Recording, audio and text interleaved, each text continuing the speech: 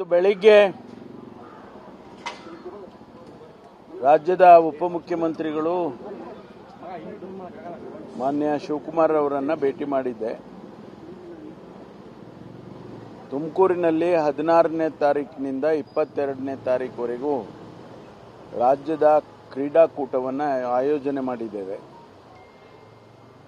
ಅದಕ್ಕೆ ಅವರನ್ನು ಆಹ್ವಾನ ಮಾಡೋದಕ್ಕೆ ನಾನೇ ಖುದ್ದಾಗಿ ಬಂದು ಆಹ್ವಾನ ಮಾಡಿದ್ದೇನೆ.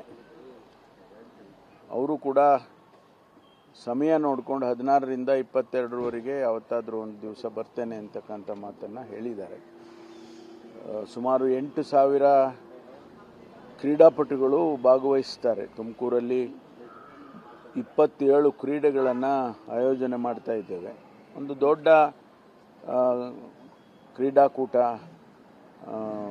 ಇತ್ತೀಚಿನ ದಿನಗಳಲ್ಲಿ ಆಯೋಜನೆ ಮಾಡ್ತಾ ಇರ್ತಕ್ಕಂಥದ್ದು. ಹಾಗಾಗಿ ಮಾನ್ಯ ಮುಖ್ಯಮಂತ್ರಿಗಳು 16ನೇ ತಾರೀಕು ಉದ್ಘಾಟನೆ ಮಾಡ್ತಾರೆ. 22ನೇ ತಾರೀಕು ಸಮಾರೋಪ ಕಾರ್ಯಕ್ರಮಕ್ಕೆ ಮಾನ್ಯ ರಾಜ್ಯಪಾಲರು ಭಾಗವಹಿಸ್ತಾರೆ. ಅದಕ್ಕಾಗಿ ಅವ್ರನ್ನ ಭೇಟಿ ಮಾಡೋದಕ್ಕೆ ಬಂದೆ. ಬೇರೆ ಯಾವುದೇ ವಿಷಯಗಳನ್ನು ನೀವು ಕೇಳೋದಕ್ಕೆ ಮುಂಚೆನೇ ಹೇಳ್ಬಿಡ್ತೀನಿ, ಬೇರೆ ಯಾವುದೇ ವಿಷಯಗಳನ್ನು ನಾವು ಚರ್ಚೆ ಮಾಡಿಲ್ಲ.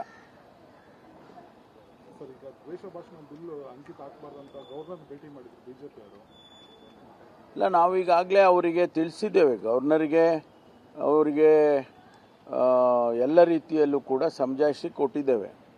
ಅವರೇನಾದರೂ ಕ್ಲಾರಿಫಿಕೇಷನ್ ಕೇಳಿದ್ರೆ ಅದನ್ನು ಕೂಡ ಕೊಡ್ತೇವೆ. ಇದು ಒಂದು ದೂರದೃಷ್ಟಿ ಇರ್ತಕ್ಕಂಥ ಮಸೂದೆ. ಜನಸಮುದಾಯದಲ್ಲಿ ಅನವಶ್ಯಕವಾಗಿ ಹೇಳಿಕೆಗಳನ್ನು ಕೊಟ್ಟು ಗೊಂದಲಗಳನ್ನು ಸೃಷ್ಟಿ ಮಾಡ್ತಾ ಇದ್ದಾರೆ ಮತ್ತು ಅದರಿಂದ ಆಗುವಂಥ ಅನಾಹುತಗಳು ಬೇರೆ.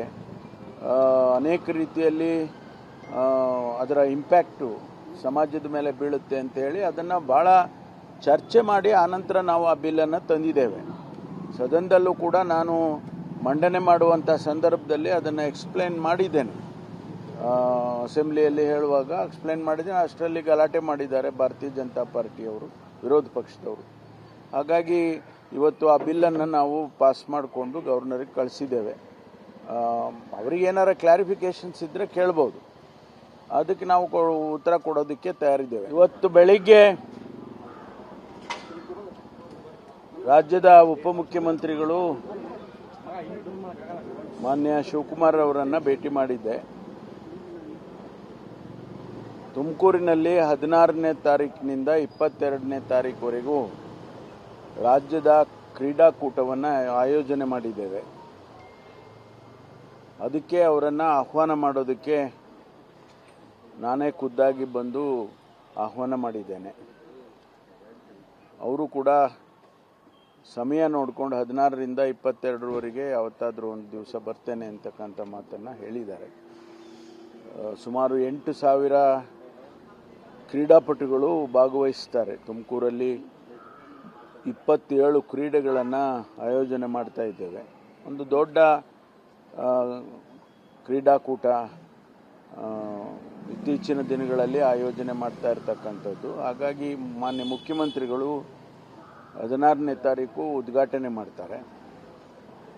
22ನೇ ತಾರೀಕು ಸಮಾರೋಪ ಕಾರ್ಯಕ್ರಮಕ್ಕೆ ಮಾನ್ಯ ರಾಜ್ಯಪಾಲರು ಭಾಗವಹಿಸ್ತಾರೆ. ಅದಕ್ಕಾಗಿ ಅವ್ರನ್ನ ಭೇಟಿ ಮಾಡೋದಕ್ಕೆ ಬಂದೆ.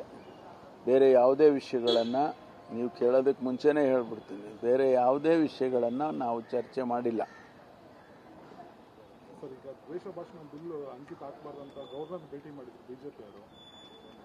ಇಲ್ಲ, ನಾವೀಗಾಗಲೇ ಅವರಿಗೆ ತಿಳಿಸಿದ್ದೇವೆ. ಗವರ್ನರಿಗೆ ಅವರಿಗೆ ಎಲ್ಲ ರೀತಿಯಲ್ಲೂ ಕೂಡ ಸಮಜಾಯಿಷಿ ಕೊಟ್ಟಿದ್ದೇವೆ.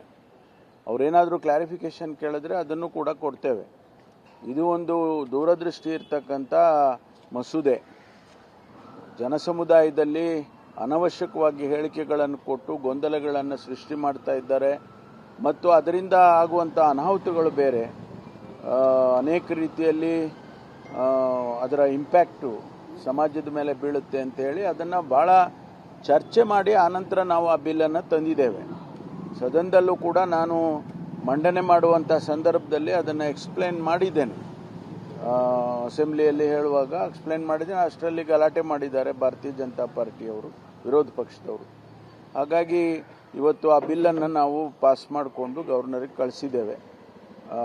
ಅವರಿಗೇನಾರ ಕ್ಲಾರಿಫಿಕೇಷನ್ಸ್ ಇದ್ದರೆ ಕೇಳ್ಬೋದು, ಅದಕ್ಕೆ ನಾವು ಉತ್ತರ ಕೊಡೋದಕ್ಕೆ ತಯಾರಿದ್ದೇವೆ.